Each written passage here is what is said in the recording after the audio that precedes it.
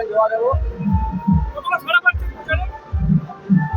আমি বলার কিছু নয়, গ্রামের মানুষ বলছে যে বিজেপিকে গোহারান হারাবে, এটা মানুষের সিদ্ধান্ত।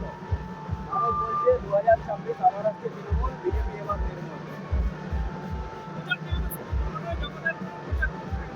প্রচার তো সঙ্গে শুরু হয়ে গেছে, পার্টি সিলেকশন হতে পারে তার আগে থেকে আমরা প্রচার শুরু করে দিয়েছি।